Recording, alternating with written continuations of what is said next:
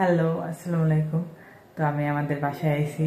আজকে আমাদের আমি বিরিয়ানি পিঠা খাইতে চাইছি, তো বিরিয়ানি পিঠা বানাবে।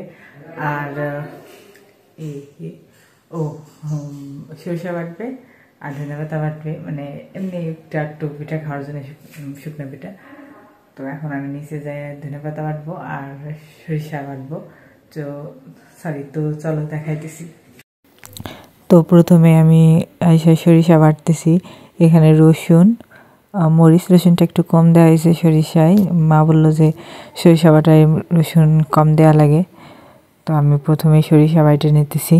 এটা এই সরিষা বাটা আমার কাছে ধনেপাতা বাটার চেয়ে সহজে মনে হয়েছে, কিন্তু কাঁচা ধনেপাতা বাটাটা একটু সমস্যা, কারণ ওই যে লাস্টের দিকে যে জালের মতো হয়ে যায়, ওইটা মিহি করতে একটু সময় লাগে। আর ধনেপাতাগুলো অনেকগুলো ধনেপাতা ছিল। তো আমি বাটতেছি, আর এই যে এইদিকে মামি ঋতু চাল গুঁড়ো করতেছে। মামি ব্লিন্ডারে চাল গুঁড়ো করে দিতেছে, ঋতু চালতেছে।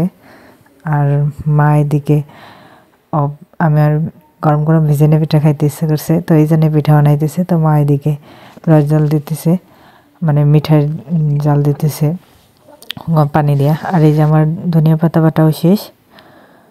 আর এই যে মা পিঠা বানানো শুরু করে দিছে। তো প্রথম খাজ উঠে রাখতেছে, পরবর্তী খাজের পিঠাগুলো সে রসের ভিতরে দেওয়া হবে। তো এই যে রস জাল দিয়ে রাখা হয়েছে, এখন এই যে পিঠা দিয়ে দিতেছে।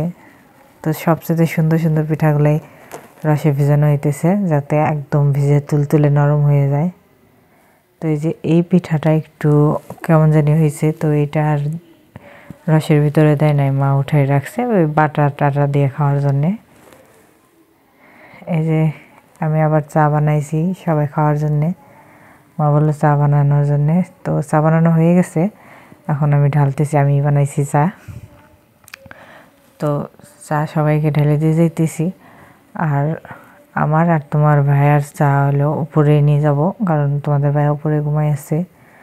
তো আর আমি উপরে বসেই চা খাবো। আমি চা বিস্কুট নিয়ে উপরে চলে আসছি, তোমাদের ভাইয়া উপরে শুয়ে আছে।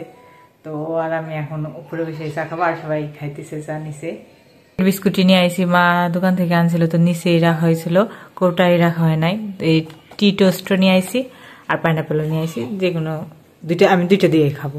তো এই যে তোমাদের ভাইয়ের চা ঢালছি 4 কাপে, আর আমি ঢালছি আমার কফির কাপে। আমি 4 কাপ পাইনি, তোমাদের ভাইকে চা দিয়ে দিব। নাও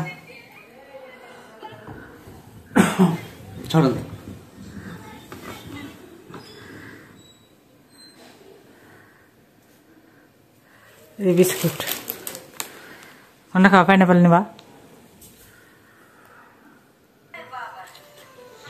পাইনাপেল বিস্কুট যা তো মজা লাগে না, আর খাবো না এটা।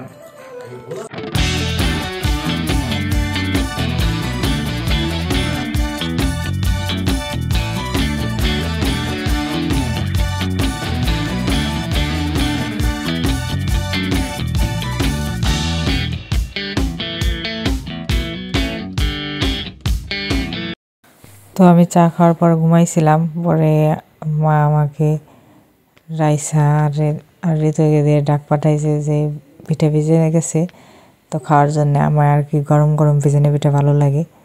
তো এই যে আমি এসে গেছি, এখন মা আমাকে পিঠা উঠে দিতেছে। আমি আর কি মিষ্টি পিঠা বেশি খাইতে পারি না, আর আমার এখন যেহেতু ইচ্ছা করতেছে, তো 2 পিসই খাবো। আর আমি সচরাচর 1 পিসই খাই।